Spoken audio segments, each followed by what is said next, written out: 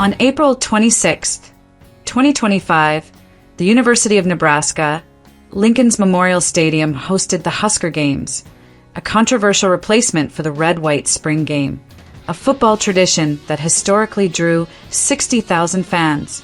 With attendance plummeting to 7,000 to 10,000, the event marked a profound disruption, costing Lincoln an estimated $4 to $8 million in economic activity. This failure is presented as evidence of a deliberate effort by non-Nebraskan leaders, Matt Rhule, Troy Dannon, Rodney Bennett, and Jeffrey P. Gold, to undermine Nebraska's cultural identity through ideologically driven agendas. Supported by allegedly ineffective local leadership across multiple sectors and an acquiescent populace, these figures are accused of orchestrating a broader transformation of the state. The Husker Games serve as a symbol of external influence, highlighting the roles of these leaders and the complicity of Nebraskans in the erosion of their state's traditions. The Husker Games, a disruption of a cultural institution, the red-white spring game, a fixture since the 1920s, served as a cornerstone of Nebraska's football culture, fostering community pride, player development, and economic vitality in Lincoln. In 2025, the Husker Games supplanted this tradition, introducing a format of skills competitions, women's flag football, volleyball, and an equipment sale. The event, widely criticized as misaligned with Nebraska's competitive spirit, attracted only 7,000 to 10,000 attendees, a sharp decline from the spring game's typical 60,000. The Nebraska Journal Herald described it as the day Nebraska football died, a lament for a tradition unnecessarily altered. The economic loss and fan alienation underscored the event's failure, interpreted as a calculated move to dismantle a vital element of Nebraska's identity. Non-Nebraskan leaders, agents of transformation.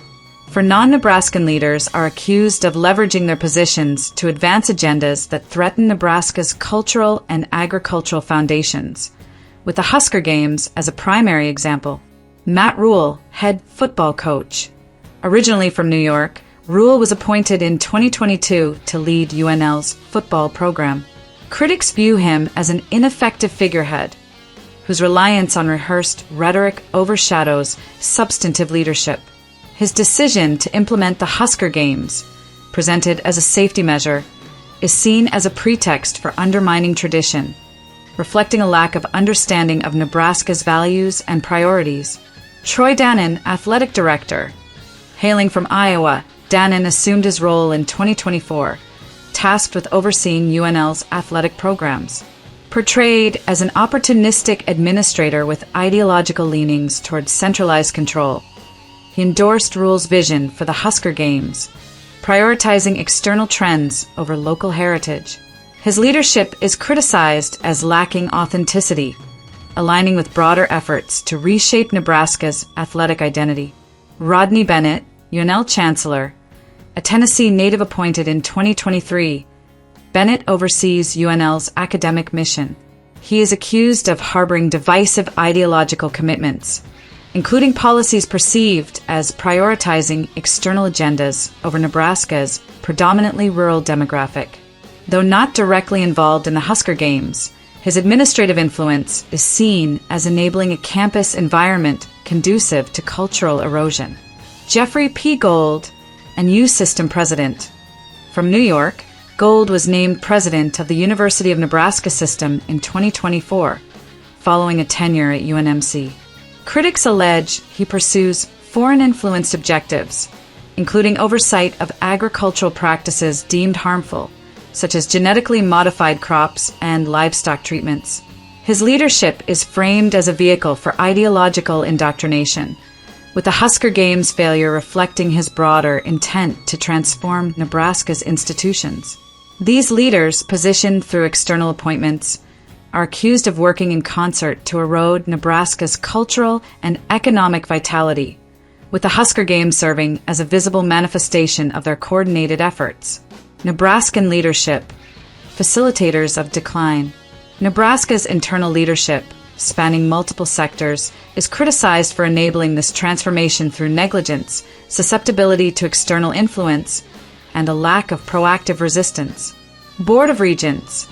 Composed of elected Nebraskans, the board approved the appointments of Rule, Dannon, Bennett, and Gold. They are accused of lacking the discernment to recognize the implications of these selections, mistakenly aligning with external agendas under the guise of progressive governance.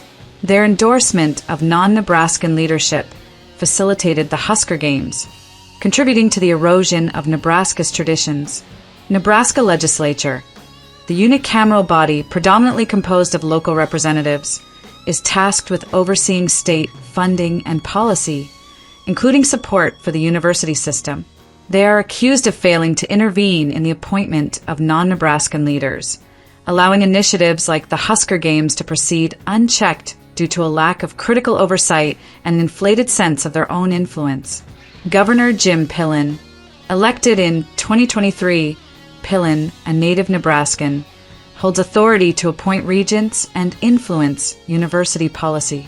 Critics portray him as a compliant figure, continuing a historical pattern of gubernatorial acquiescence to external pressures. His support for the current leadership structure is seen as enabling the cultural disruptions exemplified by the Husker Games. Mayors and city councils.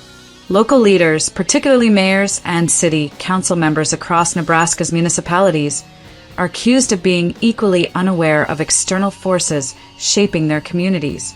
They are portrayed as ineffective and overly compliant, relishing their perceived roles as influential figures while failing to recognize their function as followers of misguided directives. Their inaction in the face of events like the Husker Games reflects a broader inability to safeguard local traditions and economic interests. Political appointees and government department heads. Statewide and municipal appointees, including heads of government departments, are criticized for their passive observation of Nebraska's decline. Motivated primarily by personal financial security, they are seen as too timid or uninformed to challenge the disruptive policies of non-Nebraskan leaders. Their adherence to directives, without questioning their impact, perpetuates a culture of compliance that enables cultural and economic erosion, as evidenced by their silence during the Husker Games controversy. Nebraska businesses, complicit in economic decline. Nebraska's business community, including owners and corporate leaders, is accused of contributing to the state's decline by failing to resist external pressures that undermine their enterprises. Subject to government regulations and societal expectations perceived as arbitrary, these businesses comply with policies that diminish their profitability and erode Nebraska's economic foundation.